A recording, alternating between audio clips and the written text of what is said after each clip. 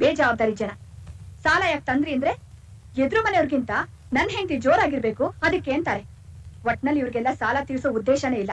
ಸಾಲ ಮಾಡಿ ಮಾಡಿ ಮನೇಲಿರೋನೆಲ್ಲ ಬೀದಿ ಕಳ್ಸ್ಬಿಡ್ತಾರೆ. ಹೌದಕ್ಕ, ಇದು ಒಂದ್ಸತಿನಾರು ಅವ್ರು ತಂದಿರೋದ್ ಎಲ್ಲ ವಾಪಸ್ ಕಳಿಸಲೇಬೇಕು. ಆಗ್ಲೇ ನಮ್ಮ ಬಗ್ಗೆ ಅವ್ರಿಗೆ ಭಯ ಬರೋದು. ಅದು ಸರಿನೇ, ನಮ್ಮನ್ನು ಕೆಲ್ಸಕ್ಕೆ ಹೋಗಕ್ ಬಿಡಲ್ಲ. ಇವರು ಊರಲ್ಲೆಲ್ಲ ಸಾಲ ಮಾಡ್ಕೊಂಡು ತಿರುಗ್ತಾನೆ ಇದ್ದಾರೆ. ಸಾಲ್ಗಾರರು ಮನೆ ಮುಂದೆ ಬಂದ್ರೆ ನಾವ್ ತಾನೇ ಎದುರಿಸೋದು. ಅಯ್ಯೋ, ಇಷ್ಟೊಂದ್ ದುಡ್ಡು ಕೊಟ್ಟು ತಂದಿರೋ ಸೀರೆ ಹೆಂಗ್ ವಾಪಸ್ ಕೊಡೋದು? ಯಾಕೆ ನಾವೆಲ್ಲ ಕೊಡ್ಲಿಲ್ವಾ? ನೀವೇನ್ರಮ್ಮ ಕೊಟ್ಬಿಡ್ತೀರಿ? ನಿಮ್ ಗಂಡದ್ರು ಅವಾಗ ಅವಾಗ ಅವಾಗ ನಿಮ್ಗೆ ಸೀರೆ ತಂದು ಕೊಡ್ತಿರ್ತಾರೆ. ಅಯ್ಯೋ, ನನ್ ಗಂಡ ವರ್ಷಕ್ಕೊಂದ್ ಸೀರೆ ತಂದ್ಕೊಡೋದೇ ಹೆಚ್ಚು. ಅದ್ರಲ್ಲೂ ಈ ಸೀರೆ ಬೇಡ ಅಂದ್ಬಿಟ್ರೆ ಸರಿ ಬಿಡು, ಬೇಡ ಬಿಡು ಅಂತ ಸುಮ್ನಾಗ್ಬಿಡ್ತಾರೆ. ಅಯ್ಯೋ ಸೀರೆ ನೋಡು, ಈಗ ನೀನ್ ಒಂದು ಸೀರೆಗೆ ಆಸೆ ಪಟ್ರೆ ಇನ್ನು ಜೀವನ ಇಡೀ ನಮ್ ಗಂಡಂದಿನ ತಿದ್ದೋಕ್ಕಾಗಲ್ಲ. ಊರೆಲ್ಲ ಮಾಡಿರೋ ಸಾಲನೂ ತೀರ್ಸೋಕ್ಕಾಗಲ್ಲ. ಜ್ಞಾಪಕ ಇಟ್ಕೊ. ಬೇಡ ಬಿಡು, ನೀವಿಬ್ರು ಇಷ್ಟ ಹೇಳ್ತೀರ ಅಂದ್ಮೇಲೆ ನಾನಾದ್ರೂ ಯಾಕೆ ಹಠ ಮಾಡ್ಲಿ? ಆದ್ರೂ ಇಷ್ಟು ಒಳ್ಳೆ ಸೀರೆ ಕೈ ಬಿಟ್ಟು ಹೋಗುತ್ತೆ. ಖುಷಿ ಖುಷಿ ಖುಷಿ, ನನ್ನ ಚಿನ್ನ, ಮುದ್ದು, ನನ್ನ ಡಾರ್ಲಿಂಗ್, ನನ್ನ ಕೂಚು ಮರಿ, ನಿಮ್ಮ ಅಹಿಂಸಾ ಹೋರಾಟ ಸಕ್ಸೆಸ್. ಸಿಸ್ಟರ್ಸ್, ನಾವು 3 ಜನ ಒಂದ್ ತೀರ್ಮಾನಕ್ಕೆ ಬಂದಿದೀವಿ.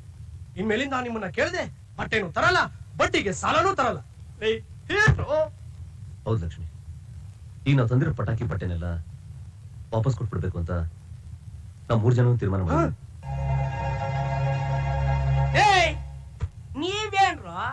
ನೀವೇನ್ರ ತೀರ್ಮಾನ ತಗೊಂಡಿರೋದು?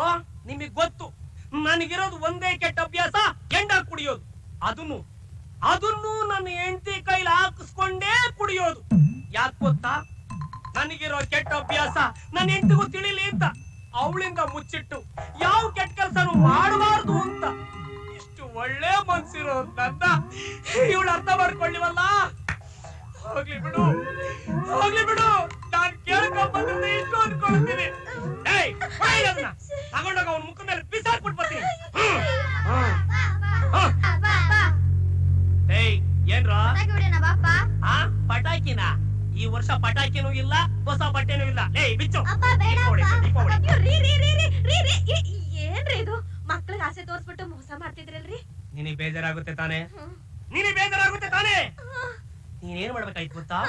ಕರ್ಕೊಂಡು ಹೋಗಿ ಮಣೆ ಮೇಲೆ ಕೂರಿಸಿ ತಲೆ ತುಂಬಾ ಎಣ್ಣೆ ಹಾಕಿ ಬಿಸಿನೀರ ಸ್ನಾನ ಮಾಡಿಸಿ, ನೋಡು ಈ ಸೀರೆನ ಉಟ್ಕೊಂಡು ಮುಡಿ ತುಂಬಾ ಹೂ ಮುಡ್ಕೊಂಡು ವಡೆ, ಪಾಯಸ, ಒಬ್ಬಟ್ಟು, ಕಜ್ಜಾಯ ಇವೆಲ್ಲಾ ಮಾಡಿಟ್ಟು ಬಾಗ್ಲ ಹತ್ರಕ್ಕೆ ಬಂದು ಅಯ್ಯೋ ನನ್ನ ಗಂಡ ಬರ್ಲಿಲ್ವಲ್ಲ ಅಂತ ಕಾಯ್ತಾ ಇರ್ಬೇಕಾಗಿತ್ತು.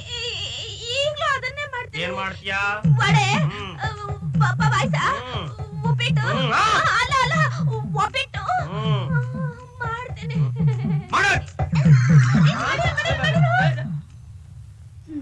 ಶಿಷ್ಯ, ನನ್ನ ರೂಟ್ ಕ್ಲಿಯರ್. ಹೆಂಗೆ ನನ್ನ ಚಮಕ್ಕು? ದೀಪಾವಳಿಯ ಶುಭಾಶಯಗಳು. ಏನೋ ನನ್ನ ಮಗ ಡವ್ ಮಾಡಿ ಕೆಲಸ ಮಾಡ್ಕೊಂಬಿಟ್ಟ. ಅವನೇನೋ ಮಹಾ ನನ್ ಡವ್ ನೋಡ್ತಾ ಇರು.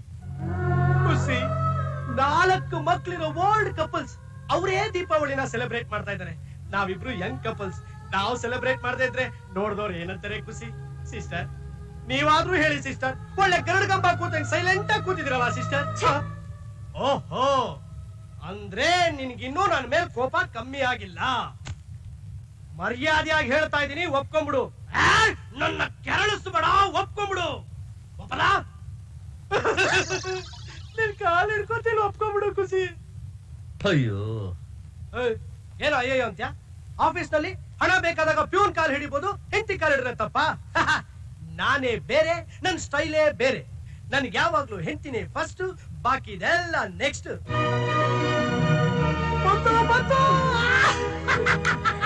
ನನ್ನ ಹೆಂಡತಿ ನಕ್ಬಿಟ್ಲು. ನನ್ನ ಹೆಂಡತಿ ನಕ್ಕಿದ್ರೆ ಮತಾಪು ಪತ ಪತ ಅಂತ ಊರ್ದ ಹಾಗೆ.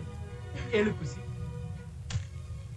ಇವತ್ತು ಮನೆಯಲ್ಲಿ ನಾನೇ ನಿನಗೆ ಸೀರೆ ಉಡಿಸ್ತೀನಿ, ನೀನ್ ನನಗೆ ಪಂಚೆ ಉಡ್ಸು. ಗುರು, ಹ್ಯಾಪಿ ದೀಪಾವಳಿ.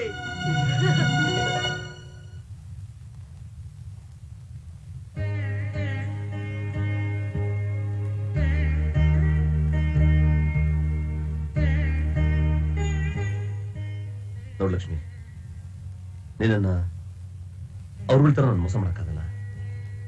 ನಿನ್ ಕಾಲಿಗೆ ಬಿದ್ದು ನಾಟಕ ಆಡಿದ್ರು ನೀನ್ ಒಪ್ಕೊಳ್ಳಲ್ಲ ಅಂತ ನಾನು ಚೆನ್ನಾಗ್ ಗೊತ್ತು. ಯಾಕಂದ್ರೆ ನೀನು ತುಂಬಾ ಬುದ್ಧಿವಂತೆ. ಈ ಸಲ ದೀಪಾವಳಿನ ಎಲ್ರೂ ಸಂತೋಷವಾಗಿ ಆಚರಿಸ್ತಿರ್ಬೇಕಾದ್ರೆ ನನ್ನ ಮಕ್ಕಳು ಸುಮ್ಮನೆ ಕೂತಿರೋದನ್ನ ನನ್ನಿಂದ ನೋಡಕ್ಕಾಗಲ್ಲ. ಅದಕ್ಕೆ ಒಂದೆರಡು ದಿನ ಮಟ್ಟಿಗೆ ನಾನೆಲ್ಲಾದ್ರೂ ಆಚೆ ಹೊರಡ್ಬಿಡ್ತೀನಿ.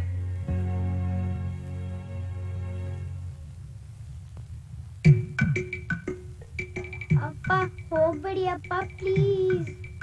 ಮಕ್ಳ 2 ದಿವಸ ಬಂದ್ಬಿಡ್ತೀನಲ್ಲ. ಅಮ್ಮ ಅಮ್ಮ ಅಪ್ಪ ಹೋಗ್ತಿದಾರೆ ಕರಿಯಮ್ಮ. ಬೇಡ ಅಂತ ಹೇಳಮ್ಮ. ಬಾ ಅಂತ ಹೇಳಮ್ಮ ಪ್ಲೀಸ್ ಅಮ್ಮ ಪ್ಲೀಸ್ ಪ್ಲೀಸ್ ಅಮ್ಮ. ಸರಿ ಬಾ ಅಂತ ಹೇಳಿ. ಹೋಗ್ಬೇಡ ಬಾಪ್ಪ. ಹೋಗಿದ್ರೆ ತಾನೇ ಬರೋದಕ್ಕೆ.